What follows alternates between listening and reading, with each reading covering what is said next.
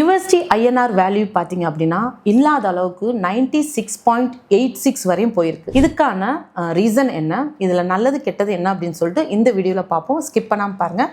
Market tracker சேனலை follow பண்ணிக்கிறேங்க. So 96.86 வரையும் போயிருக்கு USD INR வேல்யூ. இதுக்கான ரீசன் என்ன அப்படின்னா ரெண்டு ரீசன் தான். ஒன்று வந்து பார்த்தீங்கன்னா க்ரூட் ஆயில் ப்ரைஸஸ் $119.40 வரையும் பர் பேரலுக்கு போயிருக்கு.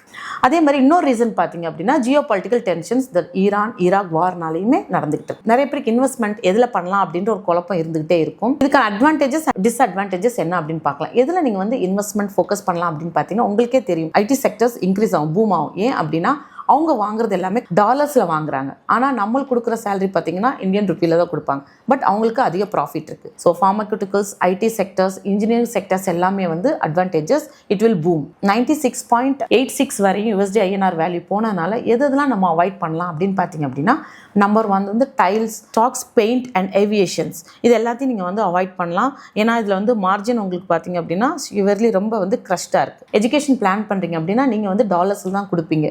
ஸோ அப்படின்றப்போ அதுக்கான வேல்யூ வந்து பார்த்திங்கன்னா பணத்தோட மதிப்பு நம்ம குறைவாக இருக்கிறதுனால அதுவுமே வந்து எஃபெக்ட் ஆகும். அதே மாதிரி ட்ராவலில் நீங்கள் வந்து யூஸ்வலாக என்ன பண்ணீங்க, ஒரு 85 அப்படின்னு இருந்தப்போ இப்போ டாலர் வந்து 96.86 போகும்போது உங்களோட நீங்கள் ஸ்பெண்ட் பண்ணுற அமௌண்ட்டுமே ஜாஸ்தியாக தான் இருக்கும். ஏன்னா டாலர்ஸ்லேருந்து நீங்கள் ஸ்பெண்ட் பண்ணுவீங்க. அப்படின்றப்போ அதுவுமே உங்களுக்கு வந்து இப்போதைக்கு பிளான் பண்ணுறது வந்து கொஞ்சம் தள்ளி வைக்கலாம் அப்படின்றது தான். இன்னொரு முக்கியமான காரணம் என்னன்னு பார்த்தீங்கன்னா FPI கிட்டத்தட்ட பார்த்தீங்கன்னா 2.2 lakh crores வந்து வெளியே போயிருக்காங்க. ஸோ அதனால தான் ஓவரால் நம்மளோட கரன்சி வேல்யூ ரொம்ப டவுனில் இருக்குது. இதை பற்றி இன்னும் டெப்த்தாக டீட்டெயிலாக வந்து இன்னொரு வீடியோஸில் நான் உங்களுக்கு இன் டீட்டெயிலாக நான் சொல்கிறேன். தேங்க்யூ.